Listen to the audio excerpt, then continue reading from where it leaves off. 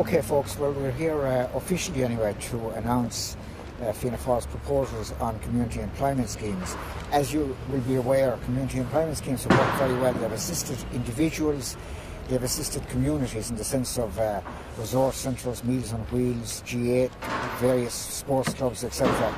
And we're very anxious to ensure that they continue to play a role in our society. As some of you may be aware, the government are looking at the future of community employment schemes, and they've handed the matter over to an interdepartmental committee to come up with recommendations about how they maintain social employment schemes from the social side. I think they've done their job for the moment in terms of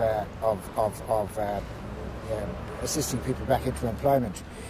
At the moment we find that the community employment schemes are very rigid, and we're trying to make them more flexible. And we have a number of specific suggestions. First of all, that they should be, this is one of the things being considered by the Interdepartmental Committee, that they should stay within the remit of the Department of Social Protection, that the materials, and that they should be ring-fenced, in fact, funding for them should be ring-fenced within the Department of Social Protection, that the materials budget should be adjusted upwards to take into account the cost of insurance, which is an increasing burden on many local clubs and organisations. Also that people from the age of 55 should be allowed to stay on a community employment scheme. If they're on the scheme at 55, they should be allowed to stay until retirement age. We're also introducing this concept of flexibility, where at the moment somebody is on a community employment scheme for the normal thing is just 1 year, and you'll often find that local GA club, soccer club, community association, whatsoever, when the person, they may be acting as, say, caretaker in that organisation, and when their year comes to an end, the organisation isn't able to find anybody to replace them because of the growth in employment. And they're quite willing and able and active and want to stay on, and we want to enable them to do so. We're also providing some changes in relation to people on community employment schemes with a disability, and my colleague James Brown will refer to that.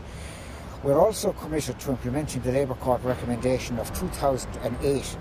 It's now, 11 years old, that community employment supervisors should get some recognition by way of pension payment, probably along the lines of what's done for SNA people, because they have a Labour Court recommendation in their favour. For the past 11 years, the government have resolutely, for reasons which I think are quite specious, have refused to implement that Labour Court recommendation. So we'll give you a copy of the full details of what we're proposing. If anybody has any questions on the matter, we'll be happy to take them. James, you might say a word about the disability side. Thanks, Willie. One of the key issues we wanted to focus on in this submission was the area in and around inclusion, and especially people with disabilities or mental illnesses, and that's why within this submission people with disabilities will be allowed to stay on the programme for as long as necessary. And also there may be people who are technically not disabled anymore, but they may be in recovery mode, and that there will be an element of discretion allowed to CE supervisors to allow those people where they may benefit from staying on the programme for another year or two to build their confidence and to help themselves to regulate back into mainstream occupations. We know that people benefit from activity, so I think that's what is key in this, in about including people, bringing back into the conclusion aspect of CE schemes. Are there any cost implications to what you're proposing? Very little, actually, Johnny. Very little. The cost will be quite minimal. I mean, a couple of million, I'd say. Because as you know, somebody who's on a CE scheme, they get very little in addition to what the ordinary social welfare payment would be. And it's not as if we're going out recruiting a whole lot of new people. We're simply making the schemes that are there more flexible, so that they can work more as a community effort rather than an employment promotion effort. Which is what the government say they want. We're introducing flexibility. Cost will be minimal. What about the argument, Willie, that some of the old community employment schemes had people who were able to do better paid work, and you were leaving too many people there when you should be moving on a good few more of the schemes? Well, look, I mean, the fact that when work is there in this country, people generally take it up. All the stats show that people take up employment if employment is available to them. And I mean, your average person would prefer to be in a well-paid job rather than be on a community employment scheme where obviously the compensation is much less. There are some people then who are, particularly people in their 50s and 60s, who are, specially geared, as it were, towards community employment schemes, who fit in, who've done their life's work, as it were, and who want to help their community in some meaningful way and feel they still have something to contribute to society. They're merely introducing the concept of flexibility to enable those people to do that. I mean, to say everything will be looked at, of course, on a case-by-case basis. I mean, if somebody, as you know, under the present social welfare rules, for somebody to be on community employment, they must be in receipt of job seekers allowance or job seekers benefit. One of the criteria for job seekers allowance or job seekers benefit is that you must be available for work and actively seeking work. And the Department of Social Protection will be monitoring that very carefully, as they always do.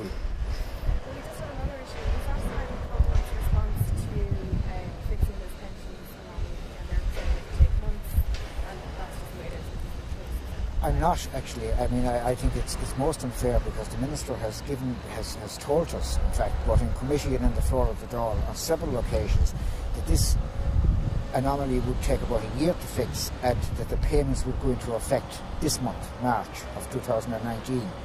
And that from the end of March at least 2019, everybody would be paid the increase which they would get as a result of the application of the new rules. And a few weeks from that, or a very short time after that, they would get a cheque or a single payment for the difference between what they should have got for the last 12 months and what they actually got. In other words, just to be backdated 12 months. It now transpires that 90,000 letters have gone out, so 90,000 people have been identified who are potentially affected by this. And to date, only 4,500 cases have been processed. And at this rate, you know, it'll take another 2 to 3 years to bring everybody into the system. And we're talking about people who became 66 since 2012. So we're talking about people, a lot of whom are already into their 70s, etc. And I think that's very unfair. I don't know what the government are doing. I don't know why the Minister felt able to make that commitment and now seems patently unable to implement it. Because there's a level of expectation out there. I'm sure James, every other TD I've met right across the party lines, they've all been telling their constituents that, you know, who are affected by this, that relief is coming in March of 2019. I mean, at this rate, relief won't be there for some people until March 2021, which I think is disgraceful, especially when you're dealing with elderly people. Do you think she deliberately misled people or simply failed to update? I don't know, to be honest with you. I can't look into somebody else's mind, but I suspect it's just another example of government incompetence. You know, we've had it with the Children's Hospital, we've had it with the failure to build sufficient houses, we've had it with various management issues. This government has a management problem, and you know, they keep promising things and patently fail to deliver them. Now, I have to believe that some of those promises at least are made in good faith, and the failure to deliver is just down to sheer blatant incompetence. That's my view. Willie, on another issue, John Delaney's been very much in the news the last few days about this cheque that he gave to his own organisation by way of a bridging loan. There's obviously concern. Building Sports Ireland has written to him for a full explanation. What's Fianna Fáil's stance, and should even the question of state funding being withheld from the FAI even enter the picture at this stage? Well, I don't know much about it except what I've read, but from what I've read, what I gather from what I've read is that the CEO of the FAI gave them 100,000, I think it was, by way of bridging loan, which is the most unusual transaction. It's the most unusual thing to happen. I mean, if an organisation is looking for money, they either raise the money themselves or they approach the bank or financial institution. Most unusual to get a loan, a bridging loan from the CEO, who is obviously not a banker, or doesn't have a lending licence of any type, any shape or nature or description. So, I mean, we do need, before we start talking about what action should be taken as regards the FAI, etc., we would need more clarity on this. And I would urge all the people involved, people have been written to, as you know, by Sports Ireland, and I would urge all the people involved to provide the clarity to enable us to take whatever action is appropriate. The FAI are due in on April 10th before the committee. Should that be moved on? Oh yeah, well I think it should. I think it should, because there is an urgent need for clarity in a case like this, because it was. I mean, anybody will tell you it's a most unusual transaction, to say the very least of it. And we would like to know. I mean, the FAI, as you know, is publicly funded. We would like to know what's at the back of this transaction. What were the terms of the loan? Why did Mr. Delaney give the loan, etc. There's a whole raft of questions that need to be answered, and I think the sooner the better. I mean, I think that there's a sort of a cloud of an air of suspiciousness or uncertainty, etc., hanging over the whole thing. I think the sooner that was resolved, the better. Should he step aside then until the uncertainty is clarified? Well, look, I mean, to say, he doesn't have to step aside like immediately. I mean, he's in a position. I think he's in a position to clarify the matter, in the next, like, literally immediately. And if there's a proper rational explanation which we can all live with, I mean, there's no point in standing aside. We have to get clarity on this. We have to see. But I think that there shouldn't be any prevarication or any delay or any sort of a thing. We'll get back to you in due course. I think this should be clarified immediately. Well, just on a separate matter entirely again, Theresa May's announced last minute she's seeking an extension till June the 30th of the Brexit talks, but it doesn't seem to be any clear guidance yet as to what her plan of action or some sort of strategy to deal with those 3 months. The European leaders have to meet tomorrow. Would you be hoping that even if the plan is very ill-defined and she hasn't made it exactly clear how she wants to get the deal passed, that even without that game plan they should still offer 3 months of breathing space anyway?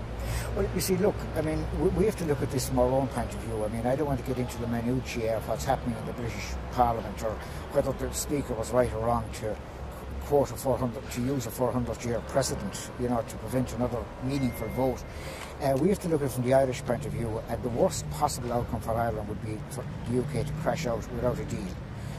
Our agriculture, the agri-food sector, companies, many of which I'm personally acquainted with, who rely on the British market, who are exporting and rely on the British market, etc.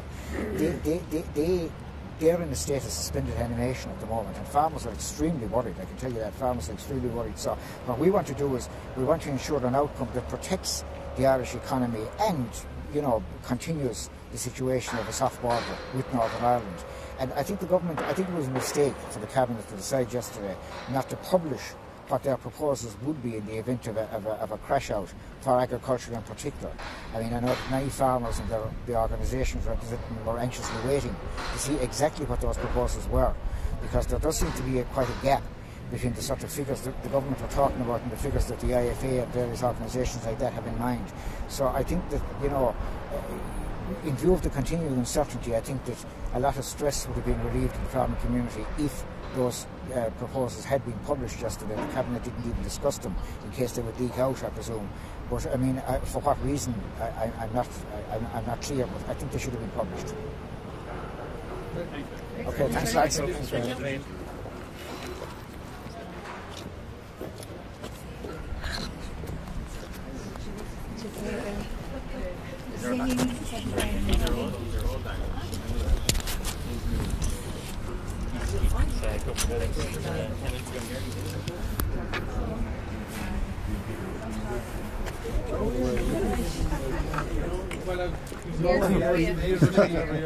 You all right, Barry? How are you? Is it finished? Yeah.